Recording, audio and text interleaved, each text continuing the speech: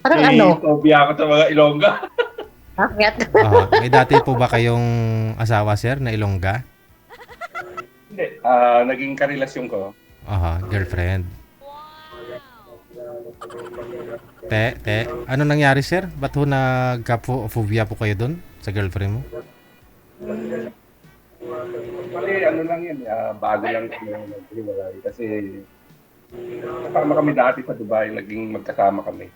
Pero nung nagbakasyon siya, kasama niya ako sa Iloilo, hindi ako sumama. Saan pa sa Iloilo? Sa San Dionisio. Sir, Malayo yun. sir, lapit po konti sa camera, sir. Okay, kasi hindi po klaro, maingay. Sa San Dionisio. So, mababait ang mga Ilongga. In Sure. fairness. Oo.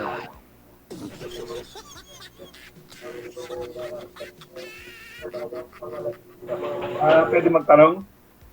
Hindi niyo po nasagot, sir, yung tanong namin. Ba't ho kayo na phobia? Kasi hindi ko in-expect na na bumalik siya sa boyfriend niya. Doon sa San Dionisio. Oo, Bali ho, nung umuwi siya, sinasama po kayo pero hindi ka sumama. hindi ako sumama. Yun lang. Tapos nalaman ko na lang nung bumalik kasi sinundo ko siya sa airport eh. Tapos nagsama po kayo dyan. Hindi. Sinundo ko lang siya sa airport. Hinatid ko siya sa Terminal 2. Okay. Mahirap natin pilitin yung isang tao pagka ayaw na eh. Nung umuwi po pala, nag-connecting flight po siya, no? Lumipat lang sa kabilang terminal, gano'n. Nag-usap kayo, Oo. nagkita kayo. Tapos umuwi na. Pero actually, hindi ko Ba't ho kasi na-expect na hindi ka sumama, sir? Sinasama po kayo papunta doon.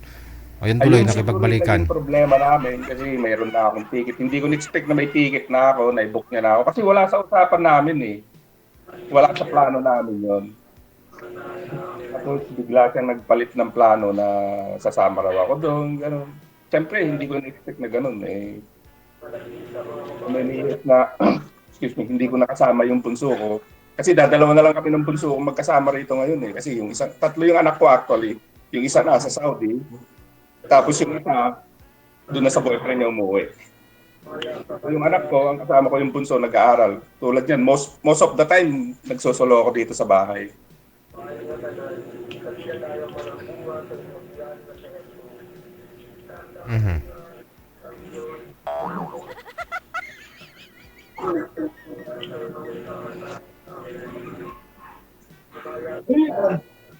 Pasensya na kayo, maingay yung mga alaga kong aso. Yan lang yung kasama ko rito eh. Hindi, parang TV yung naririnig namin, sir. Hindi naman aso eh.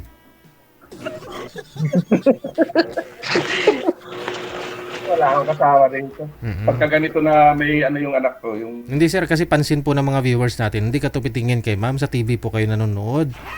I-off mo muna yung TV. Hindi ko ako nakatingin sa cellphone eh. Isang cellphone no, ay isang monitor. I-off nyo po muna. Okay. Para makita. Para hindi mo ma-snub yung beauty ni ma'am. Okay. So, magtanong lang kayo kung ano yung gusto nyong itanong. At Ikaw magtanong, ako magsagot.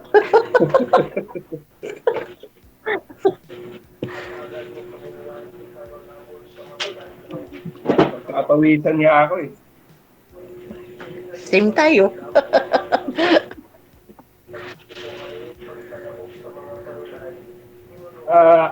Dati kayong may asawa? Oo. Sal kayo? Nung dati, ngayon, single na talaga ako. Nag-divorce kayo. Ako kasal din ako pero may kinakasama na kasi yung misis ko, yung ex ko. Ngayon, kaysa gagastos ka ng annulment, para magagastos ka ng annulment. Nag-usap na lang kami, gumawa kami ng kasulatan na wala kaming hahabulin sa isa't isa. Kasi ang laki eh, ang gagastusin mo pag magpapa-annul ka. Kaya nga. Paano nyo po nasabing single ka po talaga ngayon, ma'am? Kasi, yung dati, kumuha ako ng passport ko. Hindi ako binigyan sa apelyado ng tatay ko. Mm. Hindi ako kumuha ng birth certificate ko. Yung birth certificate ko, yung sa nanay ko. Yung apelyido ng nanay ko. Kaya, tiningnan ko yung rehistro ko sa amin, wala na daw yung apelyido ng tatay ko na sa nanay ko.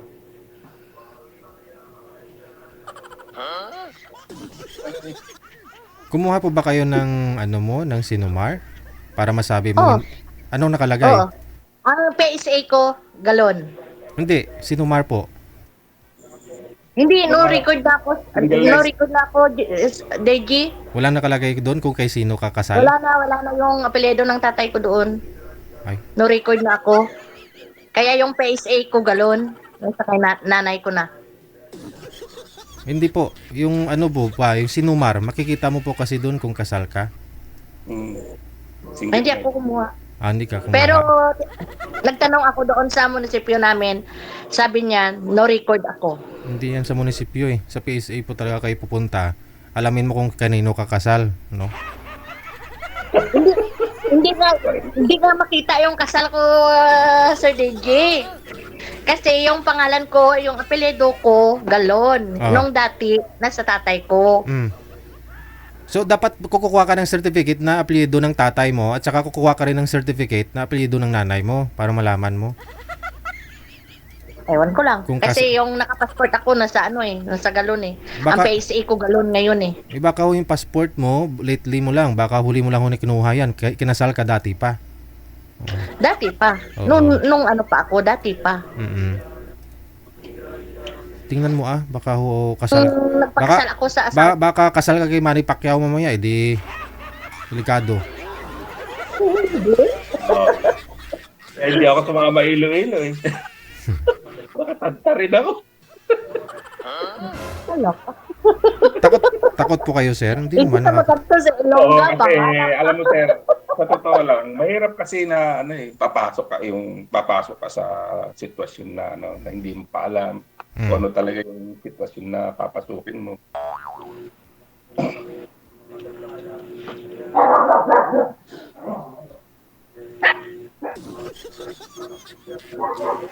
Sa'yo na yun.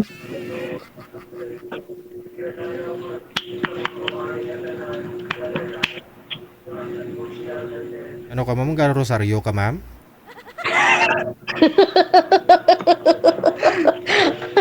Nagapangamuya Medyo, ka na. ano, kahit na medyo, siyempre, test time ko na, ano, na ganyan.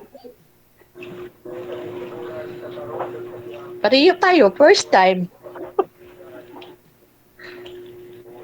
Pero meron kang naging karelasyon dahil nung naghiwalay ka sa asawa, nakarelasyon ka pa wala. Nakarelasyon ako. Kasi siyempre, priority ko yung mga anak ko eh. Kasi Kasi tao lang tayo. Tao lang tayo. maliliit pa yung mga anak ko. Kasi tutok Ilang muna taon ako na sa yung ano mo? Ilang taon na yung bunso mo? pag-18 na. Ilan ang anak mo? Dalawa? 3. Tatlo? Bunso ko, 22. May apo na ako isa. Yung panganay ko, pinaaral ko ng college. Iba ang kinuha. Asawa ang kinuha. Manugang. Yung pangalawa ko college na, first year college.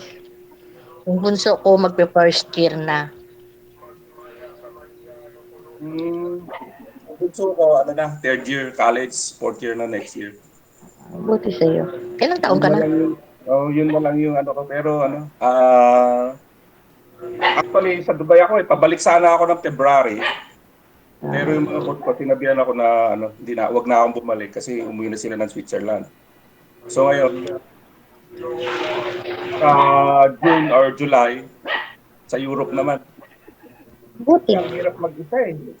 Pari ang hirap talaga. Saka ang buhay dito ngayon sa Pilipinas. Ako dati, pabalik-balik lang ako ng Singapore eh.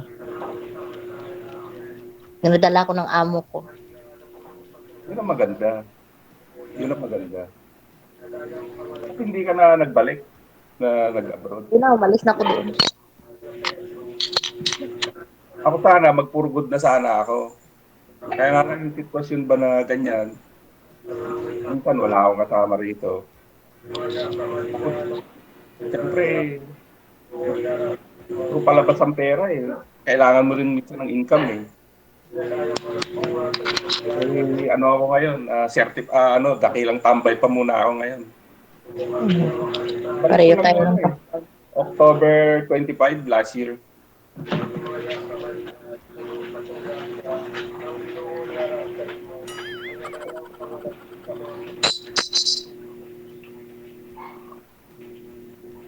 Ano nga pala yung sa inyo? Iloilo. Ang banda sa Iloilo?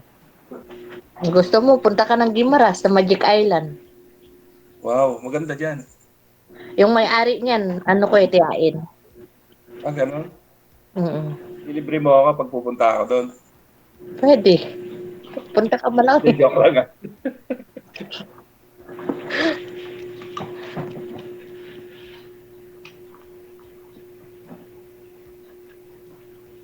Ilang taon mo na nga pala? Sintro po ma'am sa camera ma'am.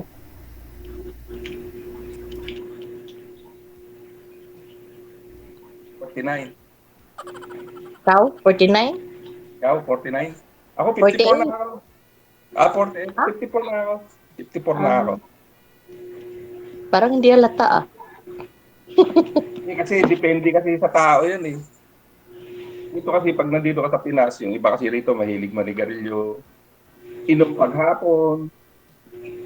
Yung ano eh, yung nakasanayan na nila, lifestyle na ng ibang Pilipino rito. So, since 2015, totally talaga, hindi na ako uminom. Pero hindi talaga ako nanigarilyo. Mula nung bata ako, talagang hindi ko na yung manigarilyo.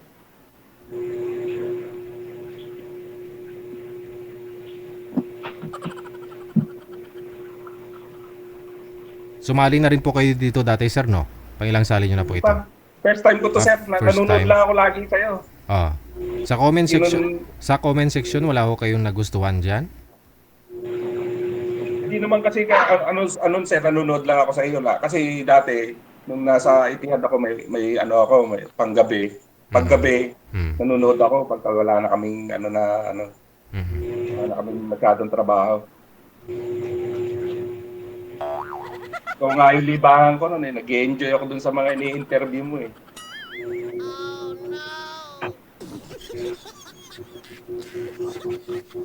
Tapos last time, nanood uli ako sa'yo. Sabi ko, subukan ko nga baka sakali na makahanap ako ng magiging kaibigan. Mm. Ikaw, ano bang hinahanap mo? Anong hinahanap mo sa buhay? Siyempre. Mga Sa'yo kasama. ba? Ano ba yung nahanap mo? Nasumali ka dito sa programa ni Parehas lang Bidyo. siguro tayo ng Alam mo na yun eh. hmm.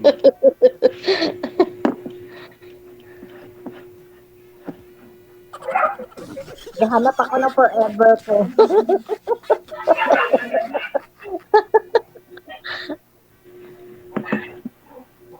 DJ na. Mula nung nakita ko nun yan, ganyan na itsura. Hanggang ngayon, ganyan pa rin. Hindi nagbabago eh. Parang hindi tumatanda.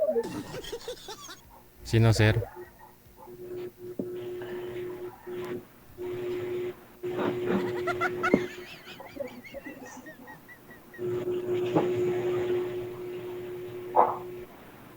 Ano ko nung nakita? Yeah.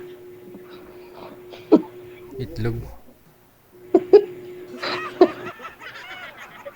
Yung mga saglit na. Saglit lang. Corny naman.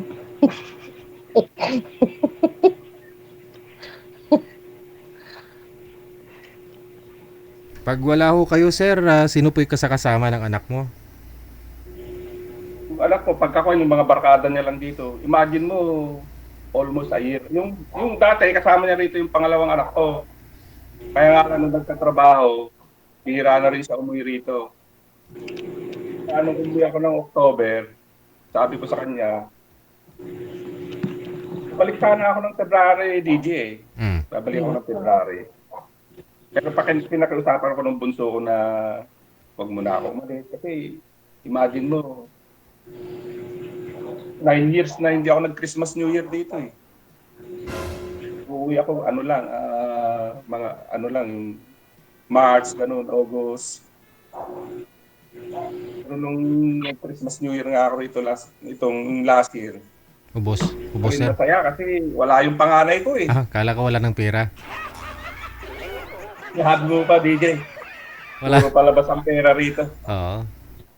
Oo, ang hirap dito sa Pinas.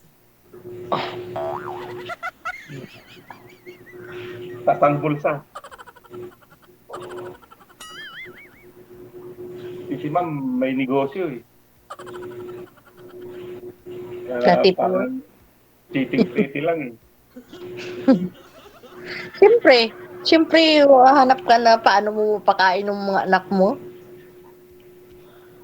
Alangan na, uupo-upo ka lang. Kahit anong ginagawa para makakain ng mga anak. Kapaaral, Yung panganay mo, ilang taon na? 25. Oh, kaedad lang din ng anak ko. 25. Yung panganay ko. Pero yung panganay ko nasa Saudi. Buti sa'yo. Oh, yun yung sumusuporta sa amin. Kaya maski nakaupo lang ako rito, okay lang. Pero hirap din. Hirap din. Hirap nga, kahit umiga ka, mahirap eh. Iba pa rin yung sarili mo yung perang ginagastos mo. May ano sir, may nag-comment. Gusto daw nila makita kung matanggal mo daw yung sombrero. Ah, okay. Sorry. Oo. Ayun, kasi sabi nila baka daw wala na hong hahawakan si madam. Hindi, marami pa. Marami pa. Ayan mga basher ha, kita ninyo. Mayroon pa naman. Di pa ako good-good, masi 54 na ako. Yung mga ex-girlfriend ko, actually, DJ. Yung tatlo, 37 years old lang yung mga yun. Oh. Oh. Yung tatlo mong naging ex-girlfriend, puro 37. Alaki ng agwat ng edad, no? Oh, 17 years. 17 years. Ano pong pinakamatagal, sir, na naging girlfriend mo? Gaano po katagal? Yung pinakamatagal? 2 years. Puro na sa Dubai. Sa Dubai. Alam mo naman sa Dubai, sir. Oo. Parang Pinas na po ngayon dun. Oo. Alam mo naman sa Dubai. Ang ano ron. Nung ako sa Dubai, 17 years ako doon. So, ngayon po, anong gusto mo? Mga ilang taon pong gusto mo, sir? Ako, hindi naman ako naghahanap ko ilang taon siya. Basta importante yung magkasundo kami. Kasi mahirap, actually DJ, mahirap sa experience ko mahirap na makirelasyon sa Lungga. masyadong malayo ang agwat ninyong dalawa. Ikaw yung laging nag-a-adjust eh.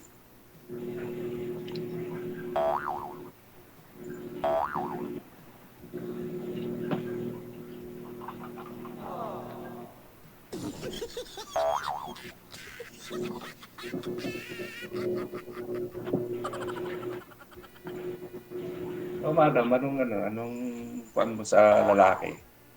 Kainan mo o mas bata sa'yo?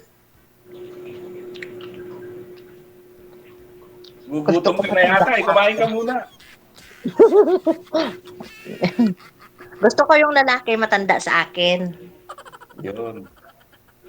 Yan naman ang kalamitan sinasabi ng mga babae, lalo yung mga 30s. Ayoko ng bata. Mga 40 pataas. Talaga yung maririnig mo sa kanila basta mga 30s na, mga 30 pataas na Gusto nila yung 40 pataas yung maging nila kasi yung mag-guide. Is tama naman. Mostly sa mga age na hindi ko sinasabing lahat pero mostly hindi talaga sila nagtatagal. Depende. Kaya hindi ko sinasabing lahat eh. Pero kasi sir, sabi mo yung mga girlfriend mo, naging ex-girlfriend nyo po rather, 17 years yung gap ninyo, Pero tatlo po yun naging girlfriend mo, hindi rin tumagal. Kasi yung gusto sana nila matured ang isang lalaki at ikaw po yun. Pero ikaw naman nahirapan ka mag-adjust kasi nga po ikaw yung medyo may edad, no? Kaysa sa kanila. Tama ka dyan, DJ. At saka So- ang problema, Aha. hindi ko naman sinasabi lahat ng babae. Meron yung talaga iba hindi nagsasabi ng totoo na meron pala silang past relation. Ganun. Lagi mo silang kasama. Is mababalitaan mo na lang na andun na pala, kasama na pala nila. So yan.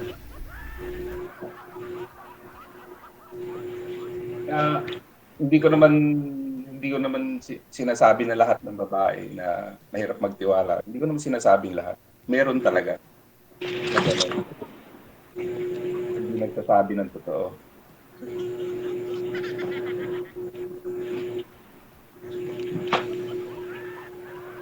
Ito po si ma'am, malalaman mo din po ninyo ito sir kung nagsasabi siya ng totoo. Kasi, Siyempre, darating din yan eh. aha. Connected na po kayo dito ha. Time na ganun yun eh. Ah, Pero hindi ko naman sinasabi na kuwan sa'yo na ano madam. Siya Kasi tao lang tayo eh. mm. Ang perfectong tao. Lahat tayo nagkakasala, lahat tayo nagkakamali. Amen. Maraming salamat sa inyo. Thank you. Thank you DJ ah. Bye. Maraming salamat. Thank you. Mani o siguro kinakain ni madam. Mga girls naman ho, huwag kayong kumain ng mani kapag ho kaharap nyo isang lalaki. May ibig sabihin yan. Alam nyo na ha?